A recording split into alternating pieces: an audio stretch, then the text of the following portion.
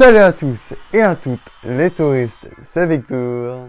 J'espère que vous allez bien et que vous survivez en 2021. J'ai décidé aujourd'hui que nous allons parler dans cette vidéo du karaté. En plus de la saison 4 de Cobra Kai qui sort bientôt sur Netflix. Mais non, je vous blague. Aujourd'hui, on va parler d'un sujet encore mieux que le karaté. C'est le taekwondo. Alors, ne me jugez pas dans cet habit. En fait, c'est pas un kimono, c'est un dobok. Aujourd'hui, je vais vous parler de cet art martial, même si je sais qu'il en existe plein d'autres. Car je fais du taekwondo depuis 10 ans. J'ai commencé à l'âge de 7 ans, ce qui est encore très jeune, un futur ninja. J'ai débuté cet art martial car c'est le meilleur. Puis, il y a beaucoup de combats à contact et des enchaînements de mouvements encore mieux que le karaté. Mais non, en fait, mes parents ont juste décidé de m'inscrire pour que je fasse du sport de combat. Avant de commencer cette vidéo, le grand maître Victor aurait un petit mot à vous dire. Donc, j'aurais un petit message aux personnes qui regardent cette vidéo.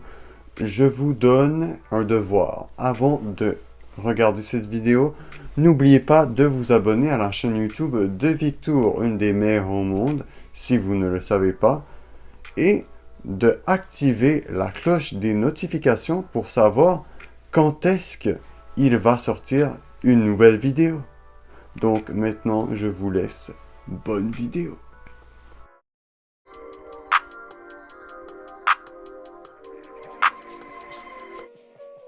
Bon, maintenant, ça suffit le petit blabla. Je vais vous transférer au grand maître, Victor, qui vous expliquera l'histoire du taekwondo ITF. Merci. Aujourd'hui, je vais vous parler particulièrement de l'histoire du taekwondo ITF. C'est le 11 avril 1955, et je m'en souviens très bien, j'étais jeune à cette époque, que l'appellation taekwondo est née en Corée du Sud. Il est officiellement créé par le général Cho Hong-hee suite à la fin de l'occupation de l'armée japonaise en Corée. C'est bel et bien le 22 mars 1966 que le taekwondo ITF, sous le nom de International Taekwondo Federation, est né. Cet art martial a été créé principalement pour promouvoir et encourager la croissance du taekwondo un peu partout dans le monde. Plusieurs d'entre vous, ou certains d'entre vous, doivent se demander cette question. C'est quoi la différence entre WTF et ITF? Aujourd'hui, vous avez la chance grande, grâce au grand maître Victor, de savoir cette réponse. Le taekwondo WTF, ou sous le nom de What the F, est très différent, car il est pratiqué aux Jeux Olympiques. C'est ce qui l'a fait mondialement connaître, grâce à cette version de combat orienté. Comparé au WTF, le ITF reste beaucoup moins connu en raison de l'influence de la WTF envers les fédérations.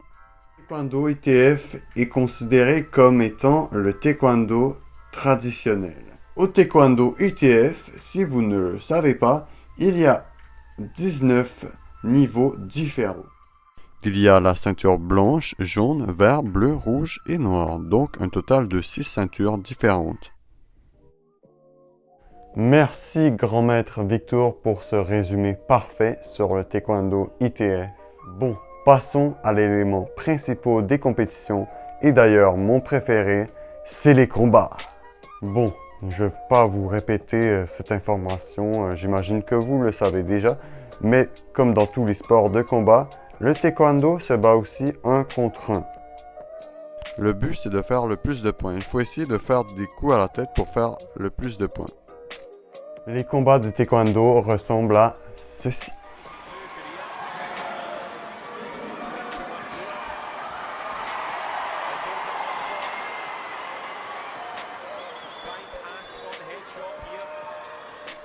Le taekwondo est celui qui est le plus physique. Regardez, il y a une grosse différence entre la vidéo de combat de karaté.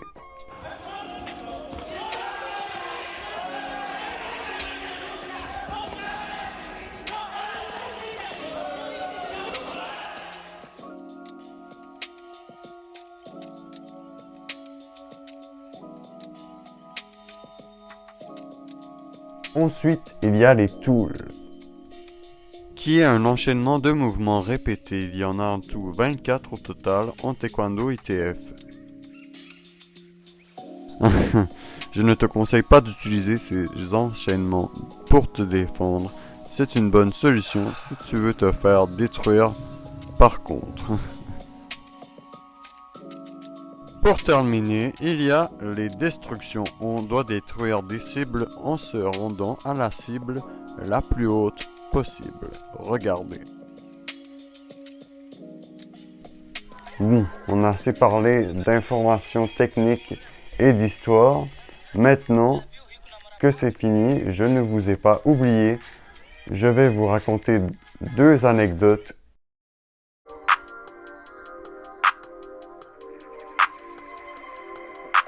Le taekwondo est un sport rigoureux et les coachs ont la réputation d'être exigeants envers les performances. Ceci dit, cela ne convient pas à tout le monde. Il m'est arrivé d'attraper un coach qui avait des techniques d'enseignement qui ne me convenaient pas. Par la suite, j'ai donc quitté le club. J'ai eu la chance de trouver un autre club où je me sens encore plus à l'aise. Et grâce à ce club, j'ai commencé à aimer encore plus ce sport. Passons à la deuxième anecdote.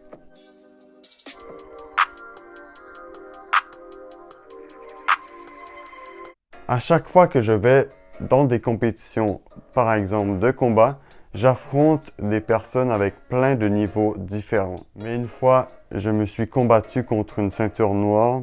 En tout cas, il y avait une ceinture rouge, mais presque une ceinture noire. En tout cas, c'est incroyable. Le problème, c'est qu'il avait comme 9 ans. Et en plus, je le dépassais de 2 têtes.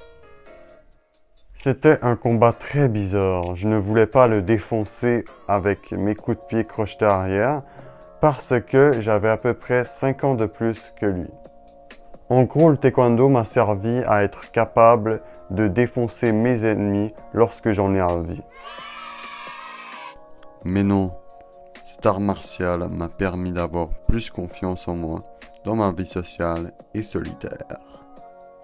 Bref, j'espère que je vous ai donné envie de commencer cet art martial et que vous en savez plus sur le taekwondo. Si vous avez aimé cette vidéo, n'oubliez surtout